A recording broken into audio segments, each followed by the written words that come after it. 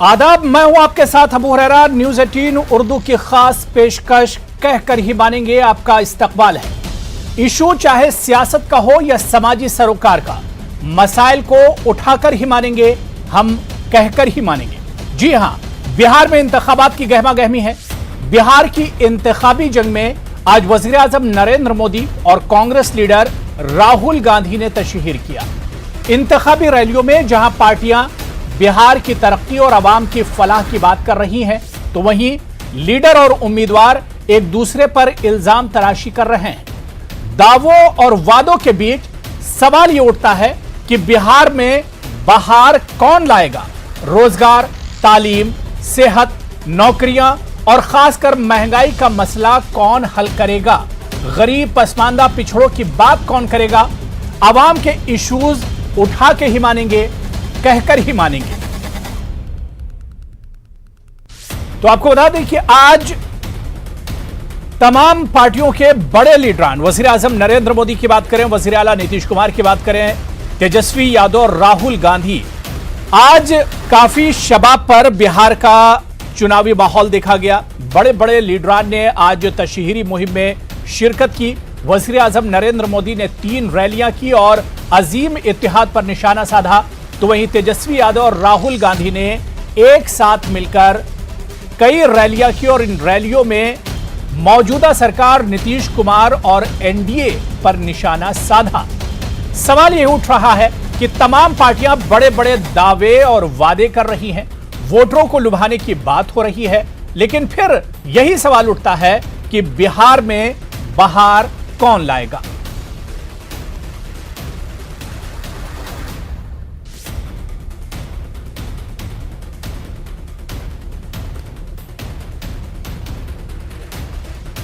तो बहुत खास मेहमान मेरे साथ डिबेट में जुड़ चुके हैं। बहुत जल्दी अपने मेहमानों का आपसे तारुफ करा देता हूं। मेरे साथ आसिम वकार साहब, तर्जुमान हैं मजलिस इत्तेहादुल मुस्लिमीन के, लखनऊ से हमारे साथ जुड़े हुए हैं। अरविंद बाजपेयी साहब नायब सदर हैं एलजेपी के, आप भी मेरे साथ जुड़े हुए हैं। कुछ देर में कांग्रेस और बीजेपी के स्पोक्स पर्सन भी हमारे साथ इस डिबेट का हिस्सा होंगे। दोनों मेहमानों का बहुत इस्तकबाल है। मैं सबसे पहले अरविंद बाजपेयी साहब आपसे ही शुरुआत करना चाहूंगा। अरविंद बाजपेयी साहब, आज का दिन हमने देखा कि बिहार में चुनावी जो गहमा गहमी थी वो एक तरह से शबाब पर थी। एक तरफ पीएम मोदी तशहीरी मुहिम में शामिल थे, तो दूसरी तरफ राहुल गांधी और तेजस्वी यादव, और वहीं पर चिराग पासवान और दूसरी पार्टियों के जो बड़े लीडर थे। सवाल यह उठ रहा है कि तमाम पार्टियां बड़े बड़े दावे और वादे कर रही हैं, लेकिन क्या जमीनी हकीकत आखिर इनके पीछे क्या कुछ है? क्या ये तमाम चीजें चुनाव तक ही रहेंगी या उसके बाद इनका अमली तौर पर भी इन्हें एक तरह से देखने को मिलेगा? अरविंद बाजपेयी साहब।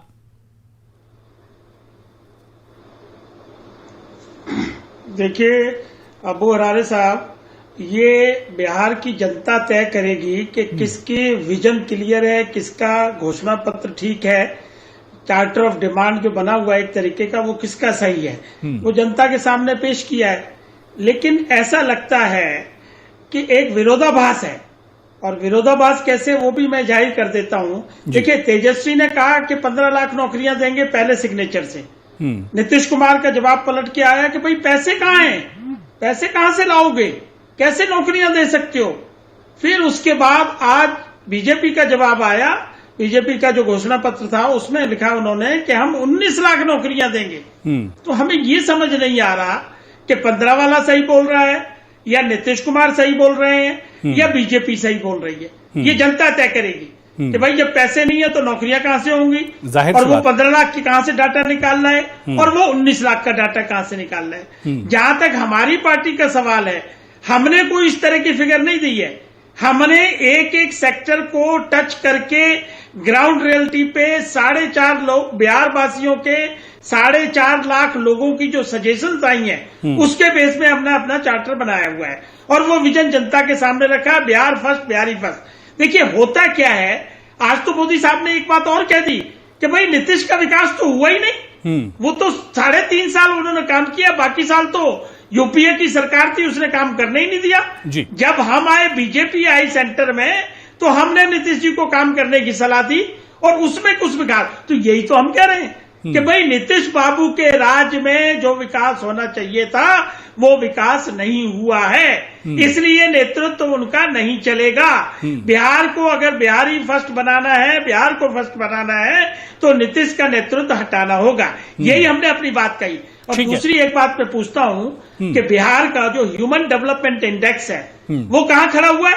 ह्यूमन डेवलपमेंट इंडेक्स का मतलब होता है शिक्षा, स्वास्थ्य, हेल्थ। व्यक्ति कहां खड़ा है एक्चुअली?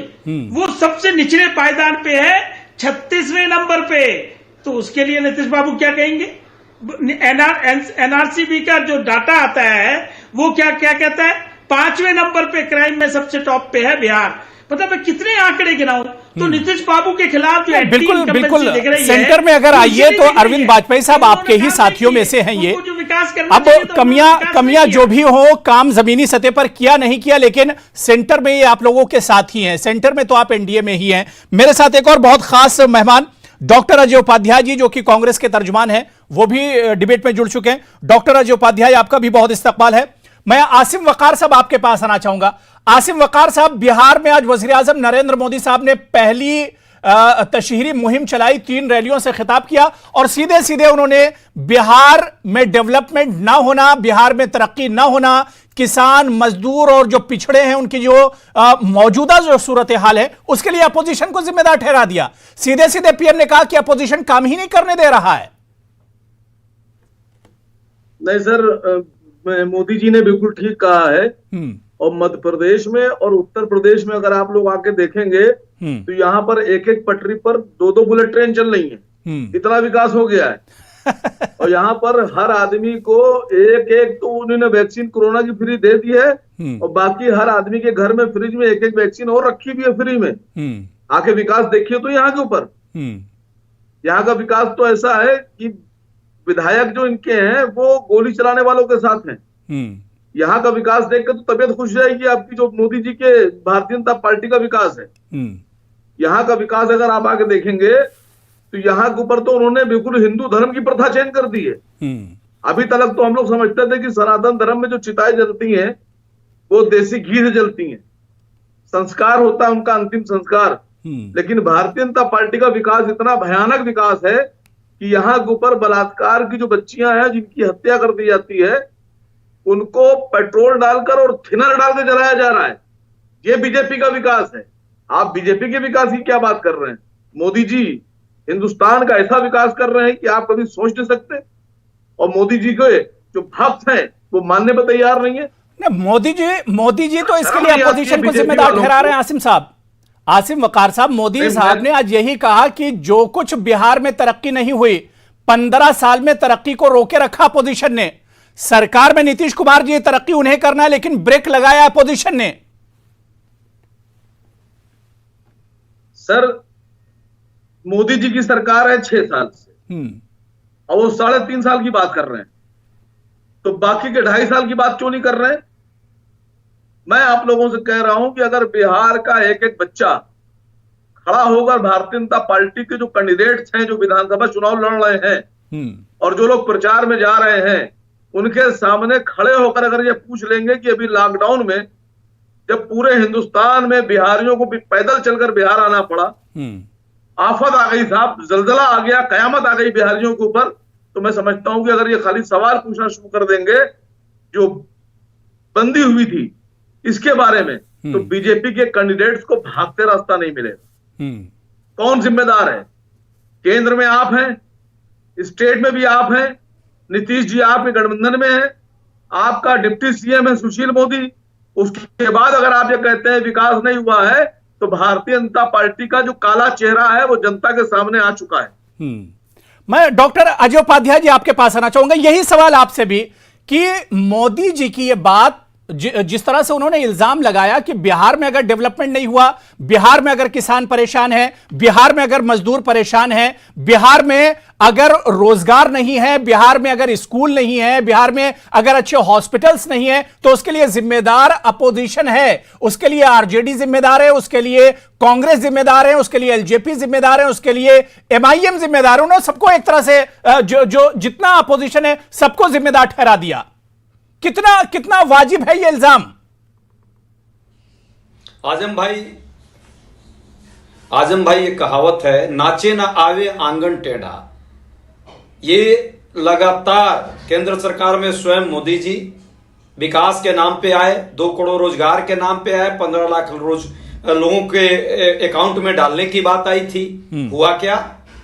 एक एक करके सारे विकास के एजेंडे देश से धीरे धीरे खत्म हो गए हैं। अब सिर्फ हिंदू मुसलमान,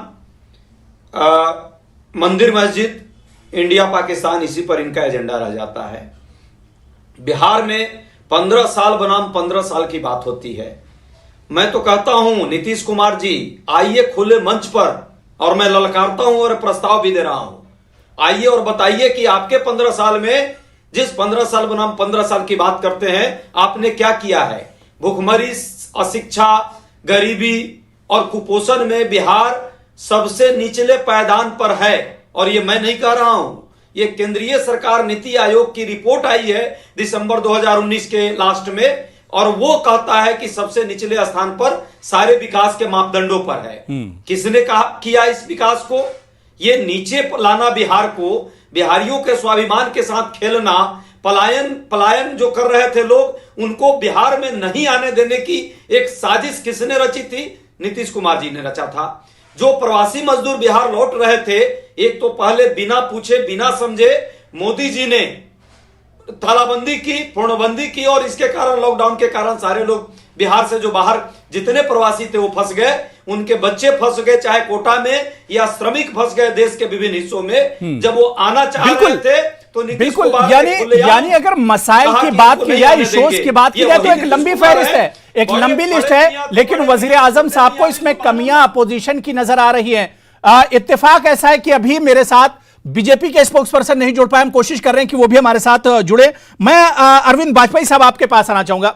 अरविंद बाजपेयी साहब, अभी तक हम देखते थे कि नीतीश कुमार जी की अच्छी एक आदत यह थी कि वो पर्सनल अटैक नहीं करते थे, लेकिन इस चुनाव में हम देख रहे हैं, चाहे चिराग पासवान की बात करें, तेजस्वी यादव की बात करें, राहुल गांधी की बात करें, नीतीश कुमार जी अपने चुनावी रैलियों में पर्सनल अटैक कर रहे हैं। इससे क्या कुछ नतीजा निकाला जाए? क्या दबाव में है नीतीश कुमार? अरे भाई, बड़ा साफ है कि नीतीश कुमार को एहसास हो गया है कि सत्ता जा रही है हाथ से, नंबर 1, और उसी लिए वो फ्रस्ट्रेशन में है। देखिए हुए क्या, ये बात सही है कि विकास नहीं हुआ। शुरू में नीतीश कुमार ने कुछ प्रयास किए थे, ये भी बात सही है, लेकिन अगर आप ओवरऑल विकास देखेंगे, चाहे वो सड़क की बात है, चाहे हाईवे की बात है, चाहे बिजली की बात है, वो बीजेपी वाले गिना रहे हैं कि सेंटर के फंड से हुए हैं। आरके सिंह का इंटरव्यू देखिए आज का, उन्होंने बताया कि बिजली हमने लगवाई है गांव-गांव में। फिर उनका देखिए नितिन गडकरी का कि हाईवे हमने बनवाए हैं और पैसा भी हमने दिया है। तो ये बात बड़ी, देखिए हमारी बात पे कंफर्म होती जा रही है, मोहर लगती जा रही है। और क्यों उनके मंत्रियों को भगाया जा रहा है? क्यों वोटर भगा रहे हैं उनके नारे लगा के? क्यों उनको गालियां दी जा रही हैं? क्यों उनके भाषण के बीच में से लालू यादव या चिराग पासवान के नारे लगाए जा रहे हैं? तो इससे सबसे क्या जाहिर होता है कि नीतीश का नेतृत्व में बदलाव होना बहुत जरूरी है, और ये बिहार की जनता ने मयार चला दी है। अब सवाल ये है कि वो किसको मुख्यमंत्री बनाएगी या किसको सत्ता देगी। तो देखिए, एक तरफ है तेजस्वी यादव, एक तरफ है अपने चिराग पासवान जी। तो दोनों में जब कंपटीशन है, तो चिराग पासवान बेटर है या तेजस्वी यादव बेटर है, ये जनता को डिसाइड करना है। और इसका डिसाइड करने का तरीका यही होता है कि उनका डिक्लेरेशन, हमारा डिक्लेरेशन, उनकी क्वालिफिकेशन, हमारी क्वालिफिकेशन, उनका काम करने का तरीका, हमारा काम करने का तरीका, ये जनता डिसाइड करेगी। देखिए, बीजेपी को भी नुकसान होगा। मोदी साहब नीतीश को बचाने का प्रयास कर रहे हैं, लेकिन उसी प्रयास में हम तो डूबेंगे, तुमको भी डूब के ले जाएंगे सनम, वो वाला सिलसिला बन रहा है। बिल्कुल, और बिल्कुल। अरविंद बाजपेयी साहब, मेरे साथ बीजेपी के स्पोक्स पर्सन राजीव जेटली साहब भी इस डिबेट में जुड़ चुके हैं। राजीव जेटली साहब, आपका भी बहुत इस्तकबाल है न्यूज़ 18 उर्दू में। राजीव जेटली साहब, सीधा सीधा मेरा सवाल जिस पर हम चर्चा कर रहे हैं कि बिहार में बाहर लाने की बात चल रही है, लेकिन मोदी साहब ने आज सीधे सीधे अपोजिशन को निशाना बनाया कि बिहार में अगर तरक्की नहीं हुई है, बिहार के लोग अगर आज भी परेशान हैं, बिहार के लोग अगर आज भी पलायन को मजबूर हैं, मुंबई और दिल्ली और हैदराबाद का रुख करते हैं, तो इसके लिए अपोजिशन जिम्मेदार है। 15 साल तक नीतीश कुमार जी सरकार चलाते रहे, एनडीए से मिलकर सरकार चलाते रहे, लेकिन जिम्मेदार है अपोजिशन। डेवलपमेंट ना होने के लिए? राजीव जेटली जी। बिल्कुल नहीं, बिल्कुल नहीं। आप ये देखिए, कल्पना कीजिए, हम सब पैनल पे बैठे हैं, आपका पूरा स्टाफ देख रहा होगा इस चैनल को, पूरा देश देख रहा होगा, दुनिया में देखा जा रहा होगा। नीतीश कुमार जी के पहले का बिहार याद है आपको? कैसे आप उसकी व्याख्या करते थे, कैसे उसको डिफाइन करते थे? क्या होता था उस बिहार में? ऐसा लगता था कोई उजड़ा हुआ प्रदेश, जिस प्रदेश के अंदर खाने के लिए रोटी नहीं है, जिस प्रदेश के अंदर केवल गुंडागर्दी और अगर काम के नाम पर ठेकेदारी 15 साल नीतीश कुमार रहे हैं जेटली जी। 15 साल के बाद क्यों नहीं कर रहे हैं आप? 15 साल के पहले जो था वो सबके सामने दुनिया ने देखा कि 15 साल पहले का बिहार कैसा था। 15 साल के बाद का अब का बिहार कैसा, उस पर बात कीजिए।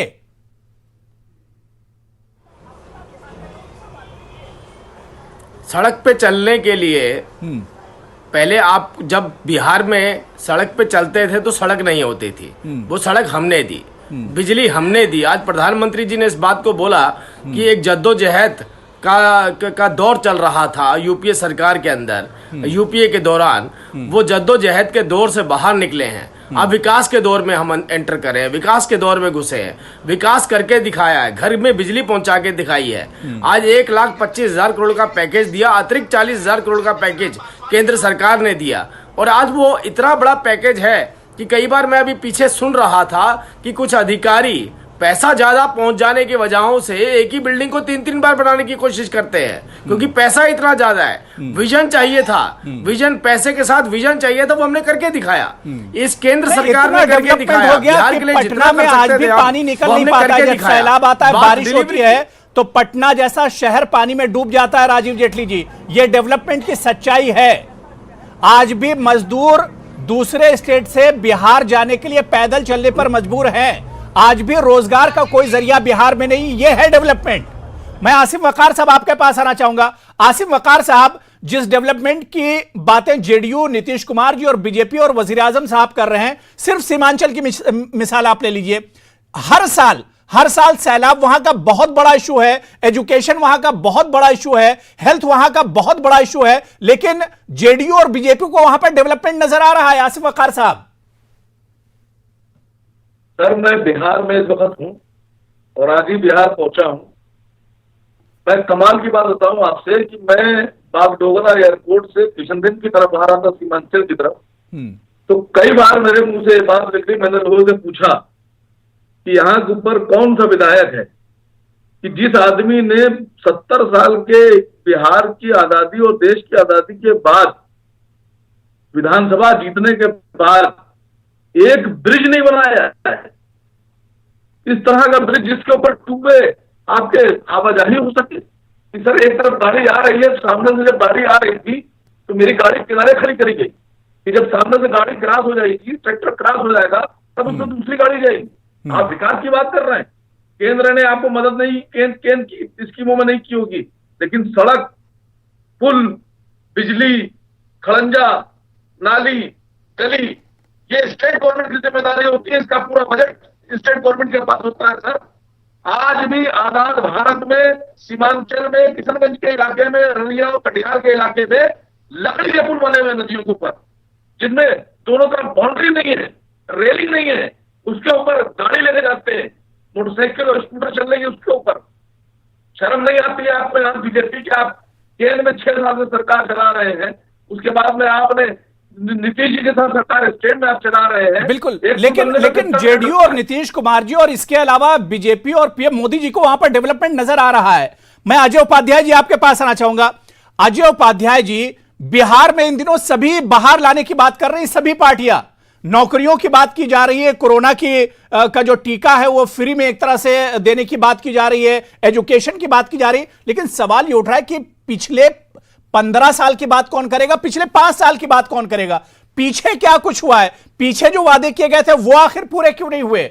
इसके लिए जवाबदेह कौन होगा?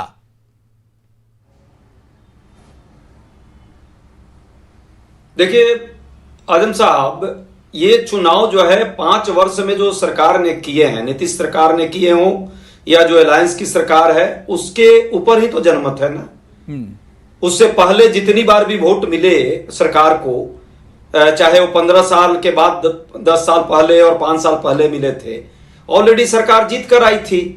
पिछली बार भाजपा को यदि हारना पड़ा था तो वो अलायंस हम लोगों का था 2015 में। ठीक है कि नीतीश जी को इन्होंने अपहरण कर लिया, कोई बात नहीं, जब सरकार ही अपहरण करने पे तुल जाए केंद्र सरकार, और इस तरह के अपहरण जब सरकार की मानसिकता में है, जनता के चुने हुए प्रतिनिधि का या जनमत का ही अपहरण कर ले तो उसका कोई इलाज नहीं है।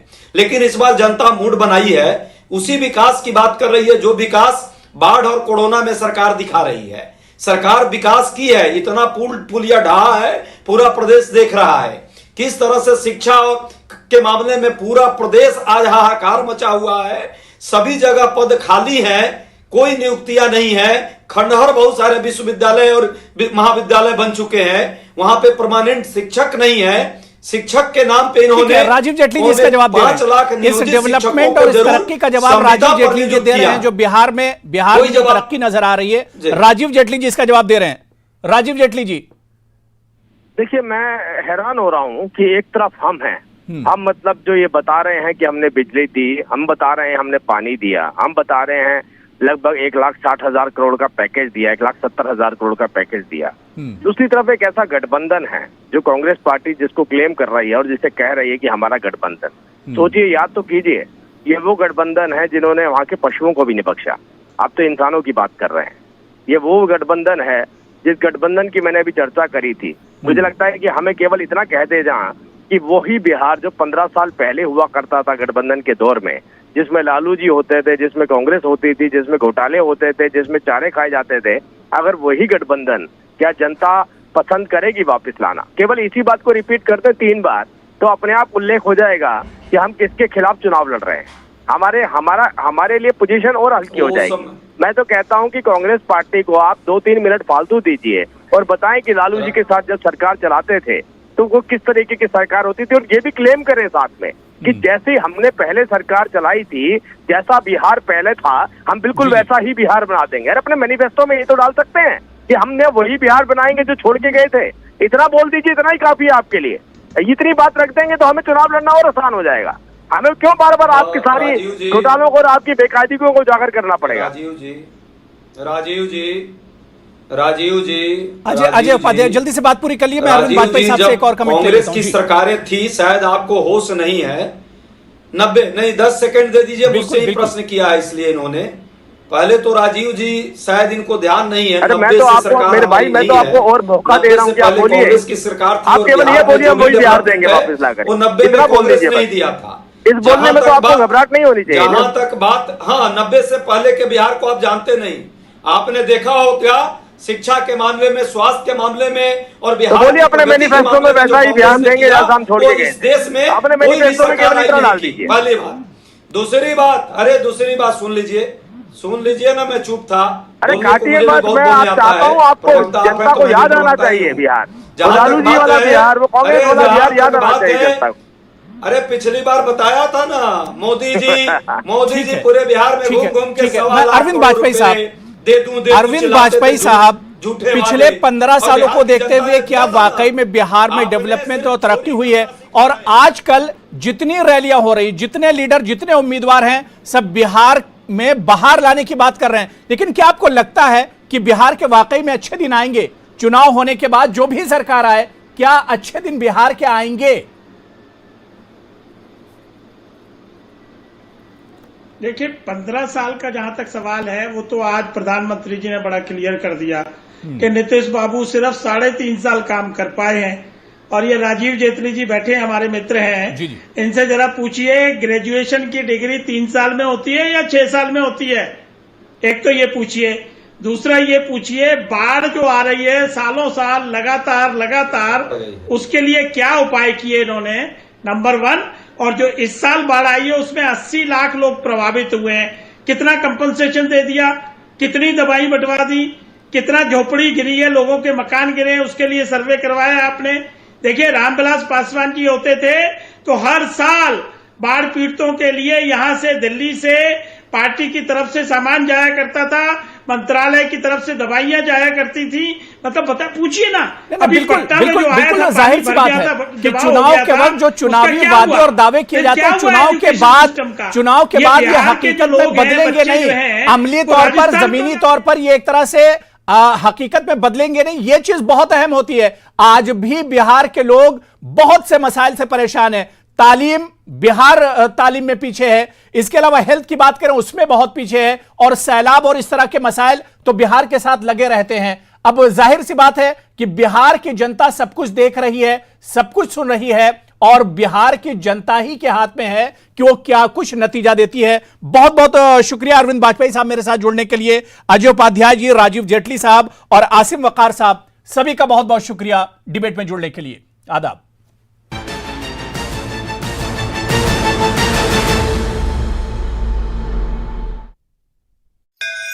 साइकिल प्योर अगर